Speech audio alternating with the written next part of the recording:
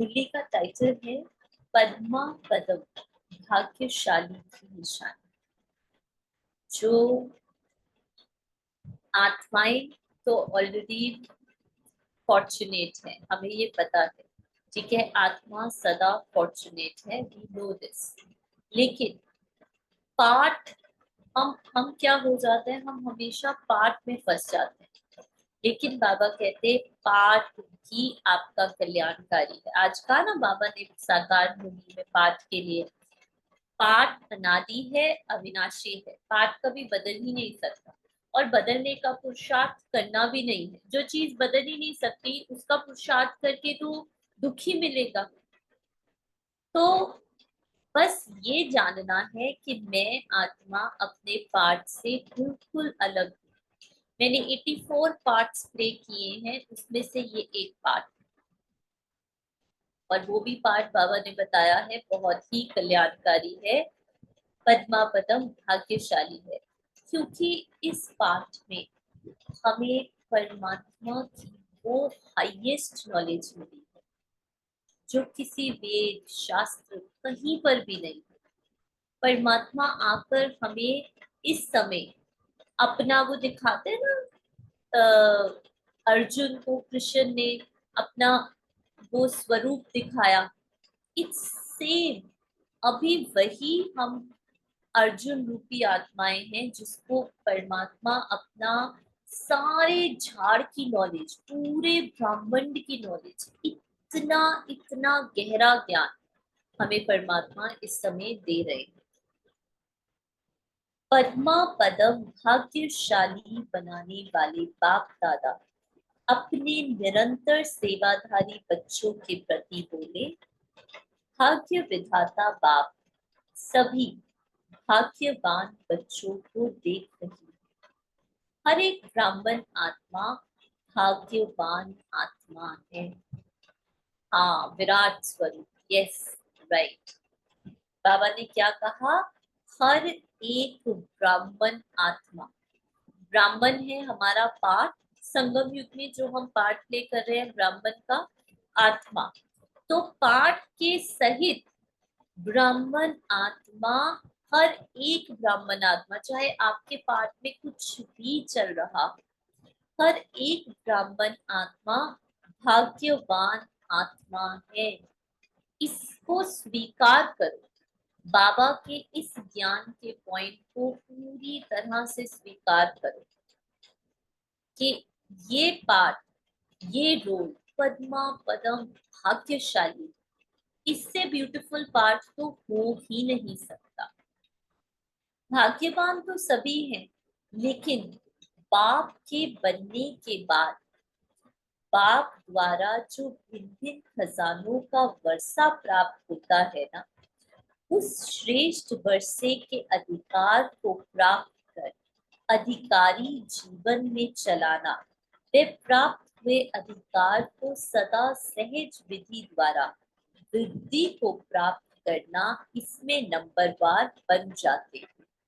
कोई भाग्यवान रह जाते, कोई सौभाग्यवान बन जाते, कोई हजार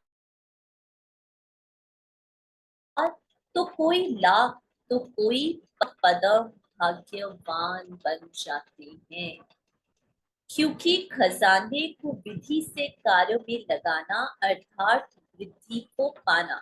और इस संडे, लास्ट संडे ही जो अभी गया, हमने, बाबा ने हमें हमारे सारे खजानों के बारे में बताया, ज्ञान का खजाना, योग का खजाना, धारणाओं का खजाना, सेवा का खजाना, इनफैक्ट हमारे संबंध और संपर्क, वो भी खजानों में परिवर्तन हो सकते हैं अगर हम विधि विधि से चले तो वृद्धि को पाते रहेंगे।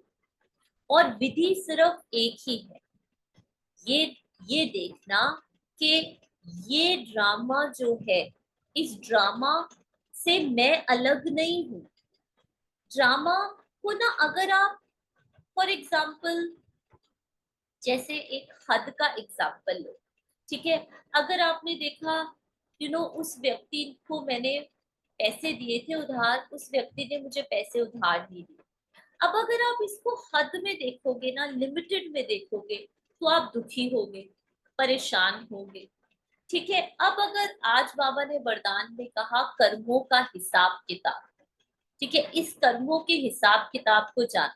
अब अगर ये देखोगे कि अच्छा मेरा कोई हिसाब किताब रहा होगा इसीलिए उसने पैसे नहीं दिए, ठीक है, तो आपको दुख कम होगा।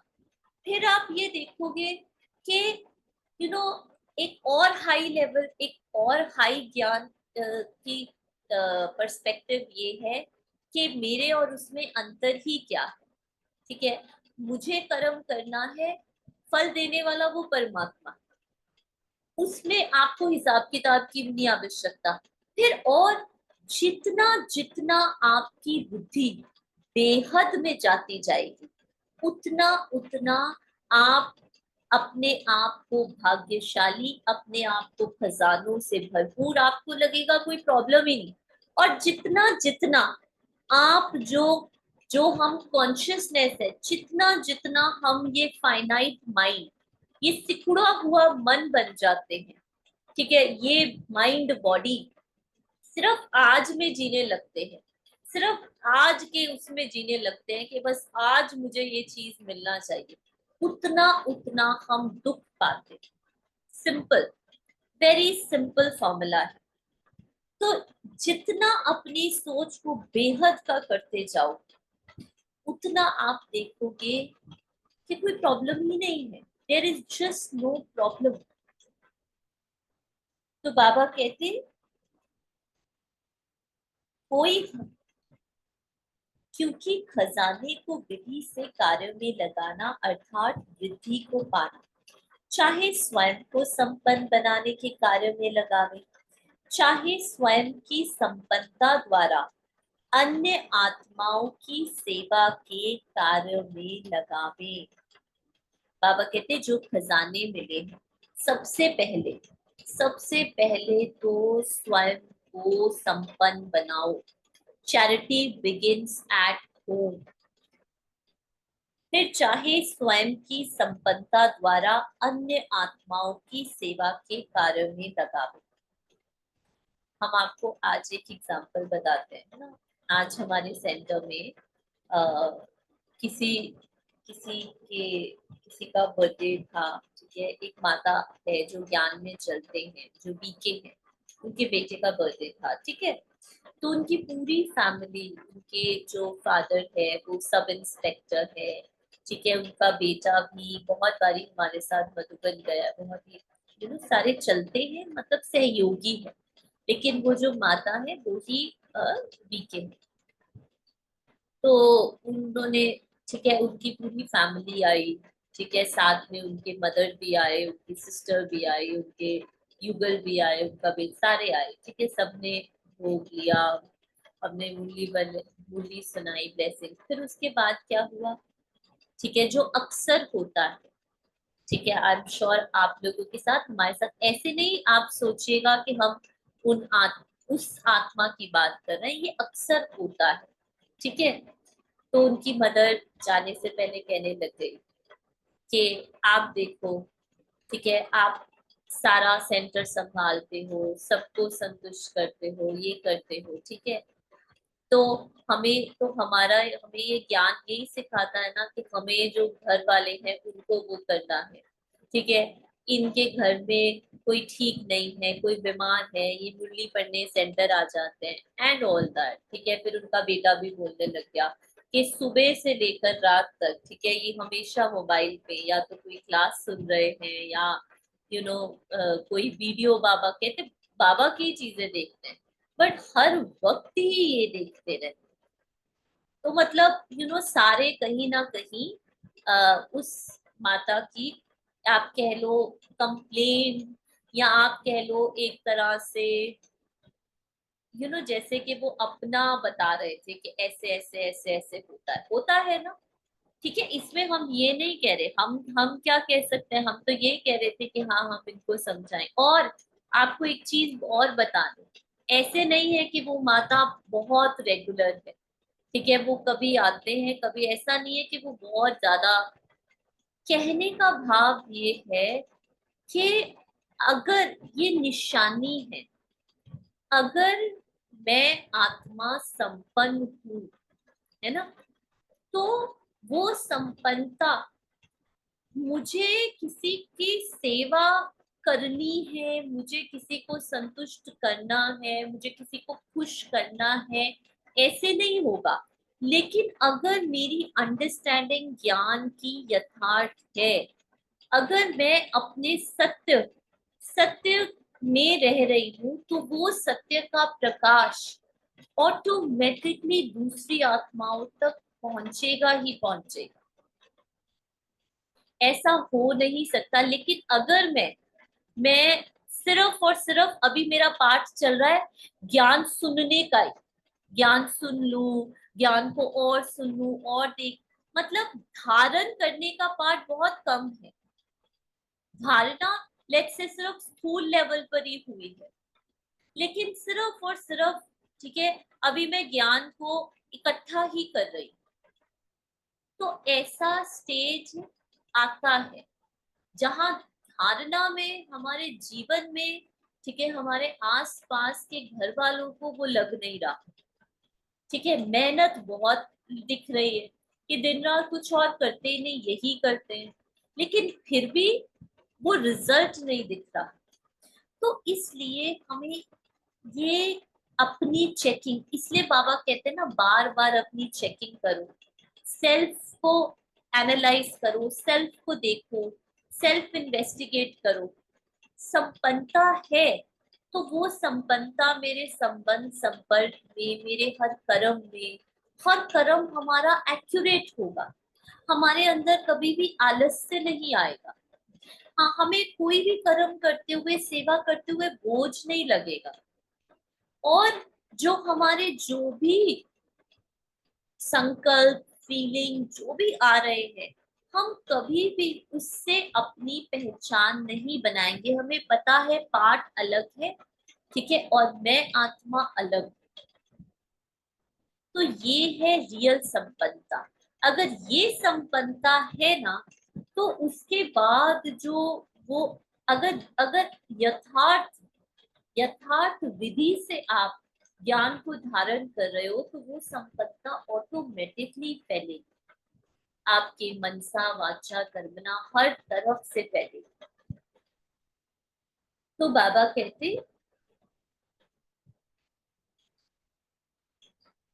चाहे स्वयं को संपन्न बनाने के कार्य में लगावे, चाहे स्वयं की संपन्नता द्वारा अन्य आत्माओं की सेवा के कार्य में लगावे, विनाशी धन खर्चने से फुटता है और अविनाशी धन खर्चने से पदम गुना बढ़ता है। इसलिए कहावत है, खर्चो और खाओ। जितना खर्चेंगे खाएंगे, उतना शाहों का शाह बाप और माला माल बनाएंगे। और इससे एक चीज और भी ध्यान रखना, जैसे कल भी बताया था, कल की मुरली बहुत इंपॉर्टेंट थी, जिन्होंने मिस की ना वो रिकॉर्डिंग जरूर सुने। अगर आज मैं किसी आत्मा के गुण देखकर, किसी के पाठ से प्रभावित होकर उनकी बड़ी तारीफ कर रही हूँ, और फिर जब कल, ठीक है, उसके अवगुण दिखेंगे, ठीक है, और कुछ ना कुछ, ठीक है, आप देखोगे कि वो, ठीक है, स्वभाव और संस्कार में वो सहजता नहीं है, तो क्या होगा?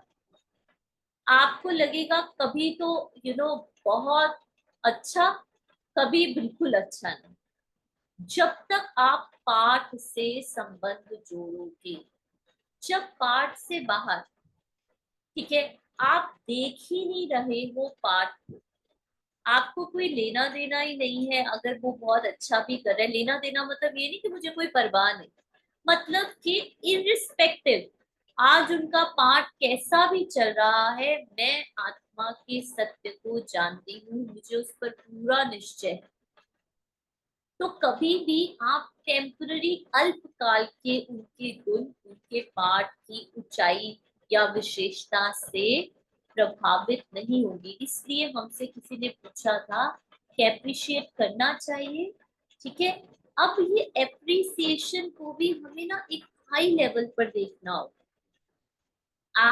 Appreciate the the truth of the soul. Appreciate करना है तो सत्य को एप्रिशिएट करो, क्योंकि अगर आप पार्ट में एप्रिशिएट कर रहे हो ना, तो कल आप देखोगे अरे उसका तो पार्ट बिल्कुल बदल गया, तो फिर आपके संकल्प चले। इसलिए अगर एप्रिशिएट करना है तो सत्य को ही करो। तो बाबा कहते, पद्मा पदम भाग्यवान, अर्थात हर कदम में पद्मों की कमाई जमा करने वाले और हर संकल्प से व बोल कर्म संपर्क से पद्मों को पदम गुना सेवाधारी बन सेवा में लगाने वाले। पद्मा पदम भाग्यवान सदा प्राप्त अविनाशी अखंड महादानी सर्व प्रति सर्व खजाने देने वाले दाता होंगे। पद्मा पदम भाग्यवान कैसे होंगी? वो आत्माएं अविनाशी अखंड महादानी। इसका मतलब अगर मैं इस कॉन्शियसनेस में, ठीक है, किसी के साथ संबंध में आती हूँ, कोई कर्म करती हूँ, कोई सेवा करती हूँ कि मुझे तो सेवा करनी है, मुझे तो दान देना है, तो आज या कल, क्योंकि ये एक लिमिटेड थॉट है, जब मुझे सत्य पता है कि ना मैं कुछ देने वाली हूँ ना कुछ लेने वाली, जब मैं इस सारे माइंड के स्टोरी से कि अरे मैंने इतनी सेवा की, मैं बड़ी महान हो गई, और अगर मैंने सेवा नहीं की तो देखो मैं तो बिल्कुल श्रीमत पर चलने वाली नहीं, इसी में ही हम उलझे रहेंगे, क्योंकि पाठ तो ऊपर नीचे होगा और उसके साथ हम अपने आप को भी ऊपर नीचे समझते रहेंगे। जब तक हम इससे बाहर सत्य में नहीं देखेंगे कि पाठ चल रहा है जो अनादि है, अविनाशी है, लेकिन मैं आत्मा कौन हूँ, मुझ आत्मा का सत्य आता जाता नहीं, कम ज्यादा नहीं होता, छोटा बड़ा नहीं होता। आज भी बाबा ने कहा आत्मा अकाल मूर्त है, उसके गुणों को, विशेषताओं को कोई भी काल खा नहीं सकता, उन विशेषताओं का कभी आदि या अंत हो नहीं सकता। तो इसको इसको जानते हुए, इस सत्य को जानते हुए, चाहे आज हमारे किसी के साथ संबंध बहुत अच्छे हैं, तो मैं उस संबंध से प्रभावित नहीं होंगी।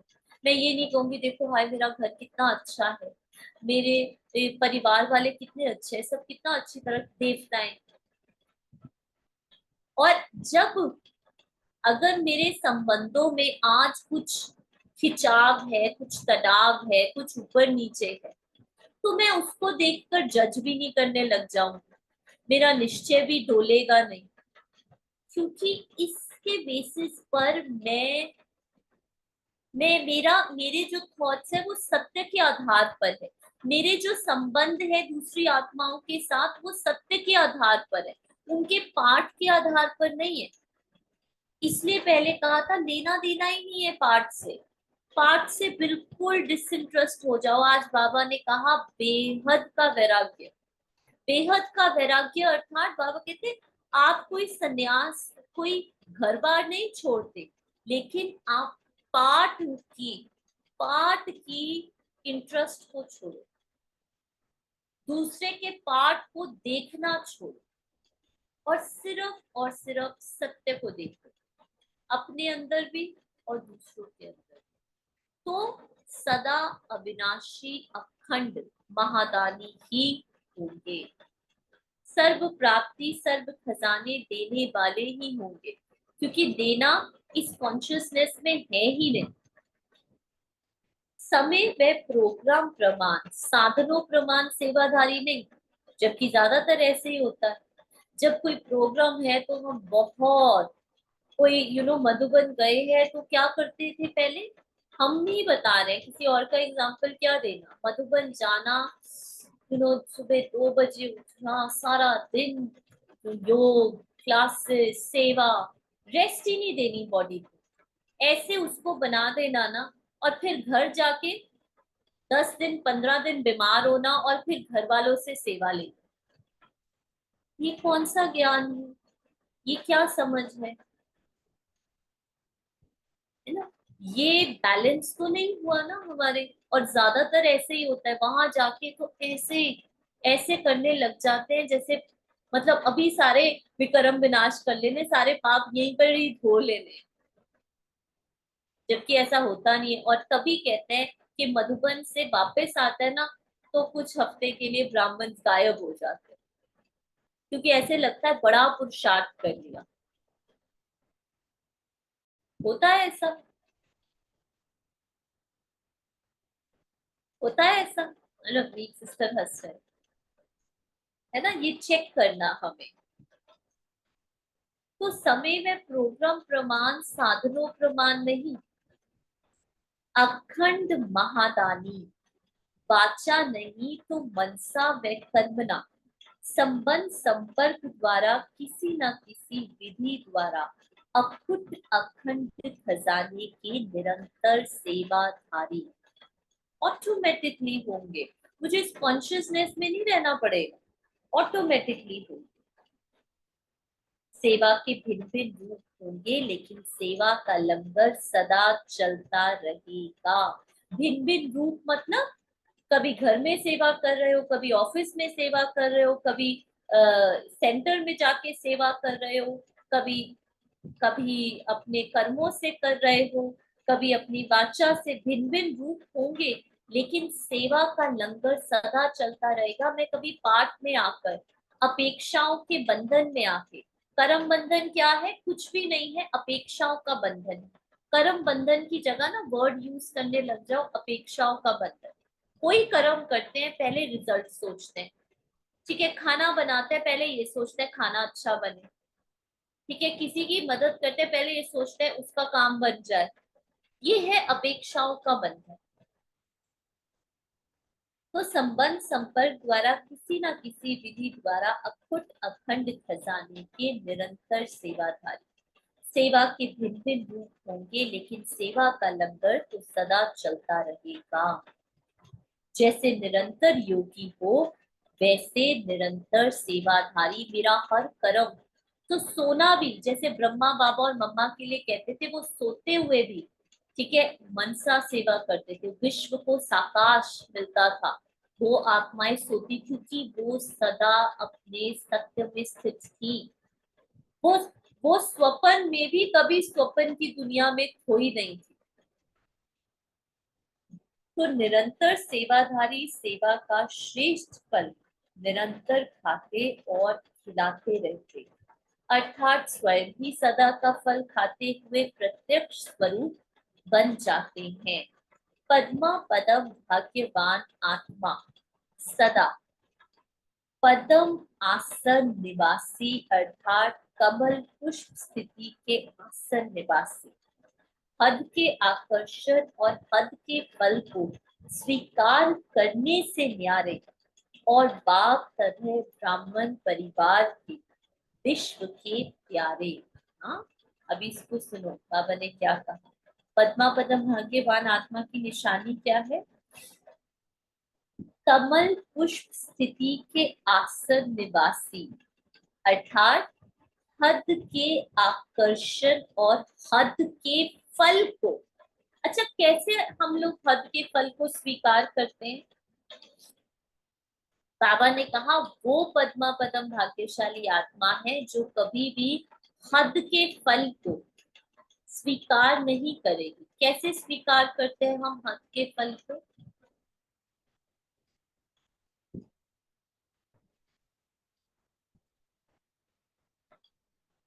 जब हम हद के पाठ में मिली हुई सफलता के आधार पर खुश या अपने आप को शक्तिशाली अनुभव करते हैं। दोबारा सुनो, हद के आकर्षण या हद के फल को स्वीकार करना, अर्थात पाठ में मिली हुई सफलता या एप्रिसिएशन के आधार पर खुशी या शक्तिशाली अनुभव करना, वो है हद के फल को स्वीकार करना।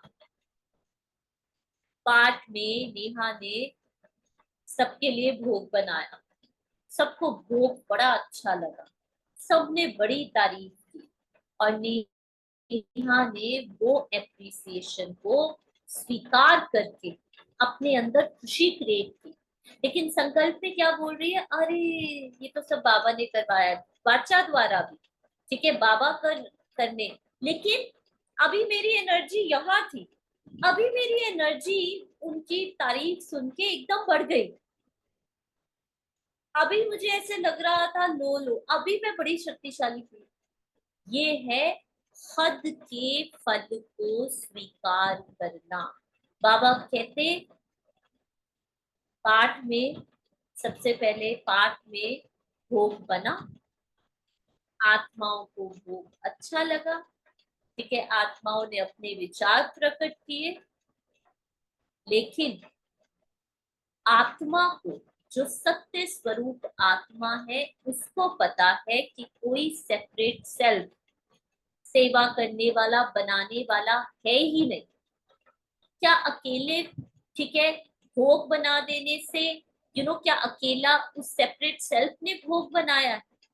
जो भोग को लेकर आया, ठीक है, जिसने सारे सबको सर्व किया, जिसने एक चीज के पीछे हजारों लोग, ये हजारों लोग भी क्या, कुछ है ही नहीं सेपरेट, आप समझ रहे हो? सारा, ये सारी ड्रामा इंटरकनेक्टेड है। एक कोई एक इंसान अच्छा नहीं कर रहा, हम सब इंटरकनेक्टेड हैं। जैसे हम सब ब्राह्मण कुल के हैं, तो जब मम्मा पापा जागते हैं तो हम आत्माएं जहां पर भी होती है हमारी भी जागृत होती है। जब यू नो झाड़ गिरता है, बीज तो नहीं गिर सकता, शुभ बाबा तो नहीं गिर सकते, लेकिन जब झाड़ गिरने लगता है तो पेड़, जो जो टानियां है वो सब भी गिरने लगती। इसलिए मैंने कुछ किया, आपने कुछ किया, मैंने अच्छा किया, उसने बुरा किया, मतलब ये सब सेपरेट सेल्फ ईगो है।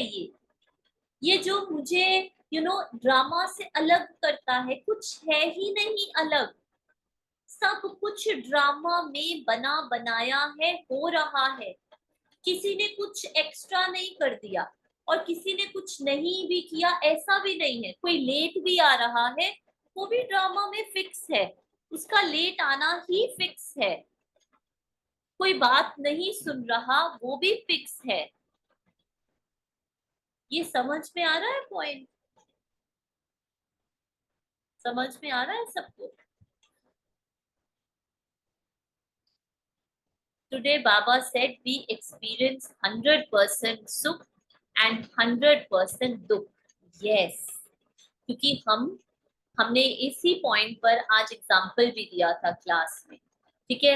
एक ट्रेन चलती है, ठीक है, जम्मू तवी, उसका पहला स्टेशन है जम्मू और उसका लास्ट स्टेशन है अहमदाबाद, ठीक है। जम्मू एंड कश्मीर के स्टेशन से चलती है और अहमदाबाद मतलब गुजरात में जाकर रुकती है। अब जो पैसेंजर जम्मू से फर्स्ट स्टेशन से चढ़े हैं, ठीक है, वो अहमदाबाद आते आते उनकी क्या हालत होगी, और जो गुजरात में लेट्स से सूरत से चढ़े हैं, ठीक है, उनकी हालत, उनको कोई प्रॉब्लम होगी? उनको कोई थकावट लगेगी? वो कितना फ्रेश लगेंगे, ठीक है, उनके कपड़े भी मैले नहीं होंगे, उनके बाल भी बिखरे नहीं होंगे, क्योंकि अभी 2 स्टेशन पहले तो चढ़े हैं। लेकिन जो जम्मू से चल रही है आत्माएं, वो आत्माएं पूरी तरह से टायर्ड हो चुकी हैं, वो वेट कर रही हैं लास्ट स्टेशन कब आए। ऐसे ही हम आत्माएं 84 स्टेशन से आ रही हैं, 84 स्टेशंस। इसीलिए हम अगर अपने आप को बाहर के संसार के लोगों से कंपेयर करें कि अरे वो तो सेलिब्रिटीज, या वो तो इतने बड़े बड़े मिनिस्टर्स, इतने बड़े, वो तो इतने खुश हैं, वो तो भगवान का नाम भी नहीं लेते, उनके तो आसपास भगवान भी नहीं है। वो कौन से स्टेशन से चढ़े हैं आपको पता है? हो सकता है 2-3 स्टेशन पहले ही चढ़े हो, उनको जीने दो भाई। तुम्हें 84 स्टेशन हो गए हैं। इसलिए इन सब चीजों को मेच्योरिटी से समझना है। और वो आत्माएं आपके घर में भी हो सकती, वो आत्माएं आपके संबंध संपर्क में भी, आपके ऑफिस में भी हो सकती, लेकिन मैं उनको देखकर अपना जन्म जन्म का भाग्य खो दूं तो लॉस तो मेरा है ना। तो ये है हद के फल को स्वीकार करने से न्यारे और बाप तथा ब्राह्मण परिवार के विश्व के प्यारे। ऐसी श्रेष्ठ सेवाधारी आत्माओं को सर्व आत्माएं सदा दिल के स्नेह की खुशी के पुष्प चढ़ाते हैं। वेरी गुड, बहुत अच्छा। स्वयं बाप दादा भी ऐसे निरंतर सेवाधारी पद्मा पदम भाग्यवान आत्मा प्रति स्नेह के पुष्प चढ़ाते हैं। पद्मा पदम भाग्यवान आत्मा सदा अपने चमकते हुए भाग्य के सितारे द्वारा अन्य आत्माओं को भी भाग्यवान बनाने की रोशनी देती है। बाप दादा ऐसे भाग्यवान बच्चों को देख रहे थे, चाहे दूर है चाहे सम्मुख है, लेकिन सदा बाप को दिल में समाये हुए, इसलिए समान सुसमीप रहते हैं। अब अपने आप से पूछो, मैं कौन सा भाग्यवान हूँ? अपने आप को तो जान सकते हैं ना। क्या हम सिर्फ पाठ की खुशी में खुश होते हैं? क्या हम सिर्फ पाठ की खुशी या सफलता को देखकर ही सोचते हैं कि मैं भाग्यवान हूँ? वो हो गई हद की। वो उन आत्माओं को बाबा कहते पद्मा पदम भाग्यशाली नहीं कहें।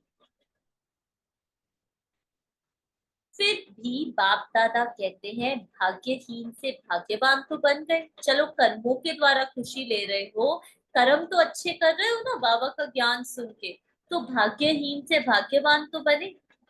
अनेक प्रकार के दुख दर्द से तो बच गए ना, श्रीमत फॉलो की, ठीक है, कम से कम वो जो दुख आने थे वो श्रीमत तो शील्ड बन गई ना। स्वर्ग के मालिक तो बनेंगे। एक है स्वर्ग में आना और दूसरा है राज्य अधिकारी बनना।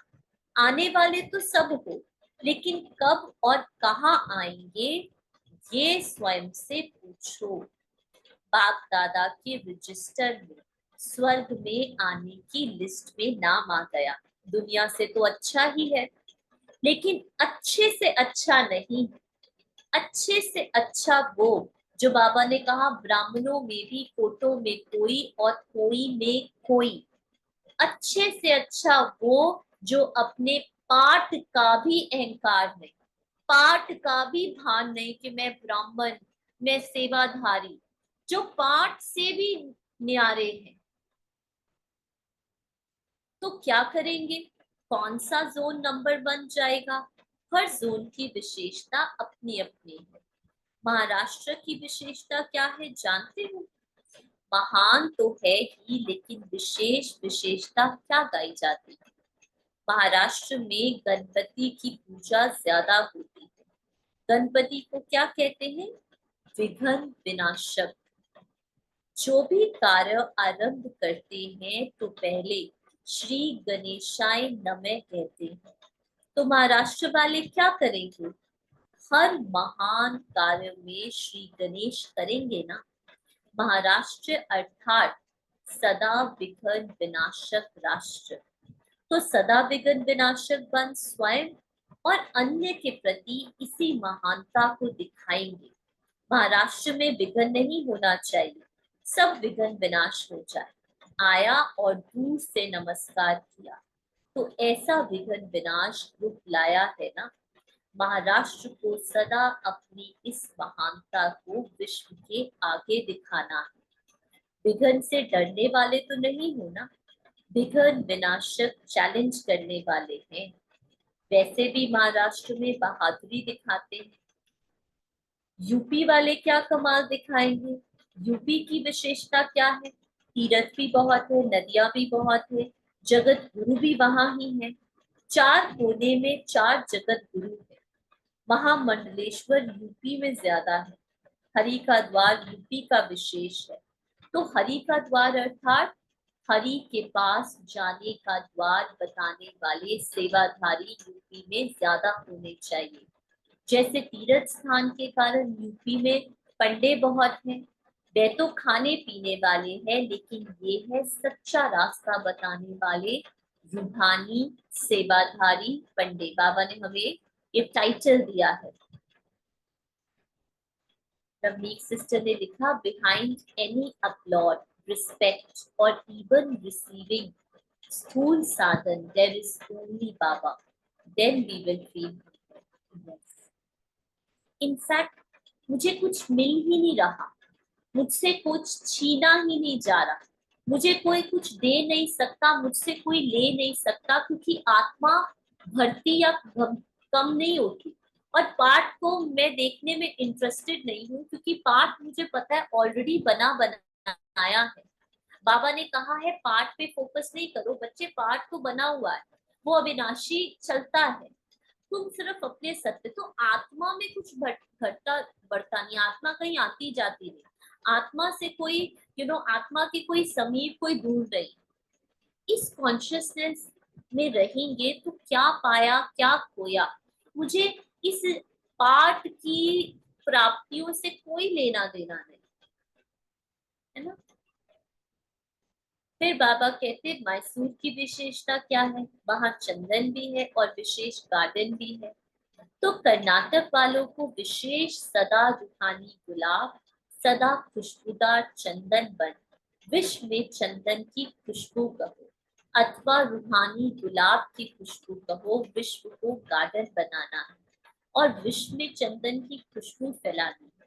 चंदन का तिलक दे खुशबूदार और शीतल बनाना है। चंदन शीतल भी होता है, तो सबसे ज्यादा रूहानी गुलाब कर्नाटक से निकलेंगे ना, ये प्रत्यक्ष प्रमाण लाना है। अभी सबको अपनी अपनी विशेषता का प्रत्यक्ष रूप दिखाना है। सबसे खिले हुए खुशबूदार रूहानी गुलाब लाने पड़े, लाए भी हैं, कुछ कुछ लाए हैं, लेकिन गुलदस्ता नहीं लाए। विदेश की महिमा तो बहुत सुनाई। विदेश की विशेषता है डिटैच भी बहुत जोर से होंगे, तो अटैच भी जोर से होंगे। बाप दादा विदेशी बच्चों का न्यारा और प्यारापन देख हर्षित होते हैं। वे जीवन तो बीत गई, जितना फंसे हुए थे उतने ही अब न्यारे भी हो गए। इसलिए विदेश का न्यारा और प्यारापन बाप दादा को भी प्यारा लगता है। इसलिए विशेष बाप दादा भी याद प्यार दे रहे हैं, अपनी विशेषता में समा गए। ऐसे न्यारे और प्यारे होना अटैचमेंट तो नहीं है। फिर भी देखो, विदेशी मेहमान होकर घर में आए हैं तो मेहमानों को सदा आगे किया जाता है। इसलिए भारतवासियों को विदेशियों को देख विशेष खुशी होती है। कई ऐसे गेस्ट होते जो होस्ट बन बैठ जाते हैं। विदेशियों की सदा यही चाल रही है, गेस्ट बन आते और होस्ट बन बैठ जाते। फिर भी अनेक दीवारों को तोड़कर बाप के पास आपके पास आए हैं। तो पहले आप तो कहेंगे ना, ऐसे तो भारत की विशेषता अपनी, विदेशी की अपनी है। 24 घंटों वाली देवियां मशहूर है। अच्छा, आ, वो है ना 84 घंटों वाली, सॉरी 84 घंटे। अभी चल रहे हैं ना दिन, तो हम वो गाते थे दुर्गा स्तुति में 84 घंटियों वाली माता। तो बाबा कहते वो मशहूर है। तो अभी 84 में घंटा बजाएंगे, वे और भी अभी इंतजार करें। विदेश में तो डर से ही जा रहे हैं, तो कब घंटे बजाएंगे? विदेशी बजाएंगे व देश बजाएंगे। 84 माना चारों ओर के घंटे बजे। जब समाप्ति में आरती करते हैं तो जोर जोर से घंटे बजाते हैं। आप सबने आरती तो की होगी, आई एम श्योर, भक्ति तो सबने की होगी। तब समाप्ति होती है। आरती का होना माना समाप्ति होना। तो अब क्या करेंगे? अच्छा, सभी पदम आसनधारी, पद्मा पदम भाग्यवान, सदा हर सेकंड हर संकल्प में निरंतर सेवाधारी, सदा प्राप्तिल बन सर्व खजानों को देने वाले मास्टर दाता, सदा स्वयं की संपन्नता द्वारा औरों को भी संपन्न बनाने वाले श्रेष्ठ भाग्य अधिकारी, सदा श्रेष्ठ सबूत देने वाले सपूत बच्चों को बाप दादा का याद प्यार और नमस्ते। शांति। तो ये थे बाबा के महावाक्य। क्या करना है हमें? हमें बस ये याद रखना, पाठ की किसी भी सफलता या असफलता से आपको प्रभावित नहीं होना। ना तो पाठ में अगर तारीफ मिल रही है, अगर सफलता मिल रही है तो हम उस आधार पे खुश हो रहे हैं, या पाठ में अगर हमारा मधुबन जाना हो रहा है तो उस आधार पे मेरी शांति, मैं बहुत शांत हूँ। ना तो पाठ में अगर बहुत ज्यादा, अगर ऐसा होगा ना, मैं आपको एक सिंपल सा बता रही, अगर पाठ के आधार पे अगर आप मधुबन हो, सेंटर में हो तो बहुत शांत हो, अगर आपको हर तरफ से तारीफ मिल रही है और सफलता मिल रही है तो आप बहुत खुश हो। तो हलचल के समय, विपरीत परिस्थितियों में आपका हलचल में आना निश्चित है।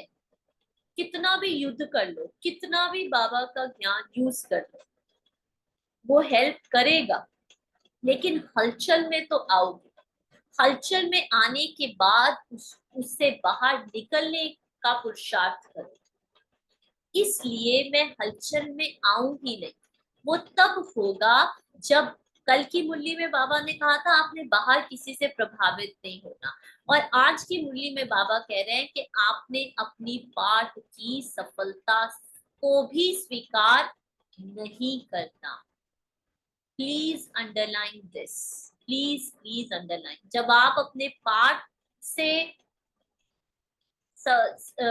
आकर्षित या फिर प्रभावित नहीं होंगे तो दूसरे के पाठ को देखकर भी प्रभावित ऑटोमेटिकली नहीं होंगे।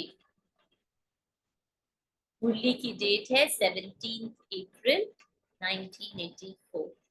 Pendulum always swings both ways, if high then low comes. हाँ, अगर आज आपके घर में शादी है, सेलिब्रेशन है या कुछ भी है और आप बहुत एक्साइटेड हो, बहुत खुश हो, तो कल को अगर कोई शरीर छोड़ेगा आपके घर में तो आपका दुखी होना, आपका मातम मनाना होगा ही होगा। क्योंकि आपने अगर सुख भोगा उन संबंधों से, उन विनाशी चीजों से, तो उनसे दुख तो लेना ही पड़ेगा साहिब, और कोई चारा ही नहीं है। हाँ, उसके भोगने के बाद अब मुझे कैसे उससे छूटना है, उसके लिए ज्ञान यूज करो। लेकिन हम ज्ञानी आत्माएं, हम परिस्थिति के आने पर परिस्थिति से युद्ध करने वाले नहीं, लेकिन हम पहले ही जितना जितना अप्रभावित रहेंगे उतना उतना रियल पावरफुल रहेंगे, रियल शक्तिशाली। किसी को देखना ही नहीं सिवाय बाबा के, सिंपल। ये सेंस परसेप्शन से बिल्कुल बिल्कुल अलग हो जाए, बस finish. Always remain in the centre, yes, always remain in the centre. या किसी का कोई प्रश्न? क्लियर है? चलो, वेरी गुड। ओके जी, शांति, थैंक यू।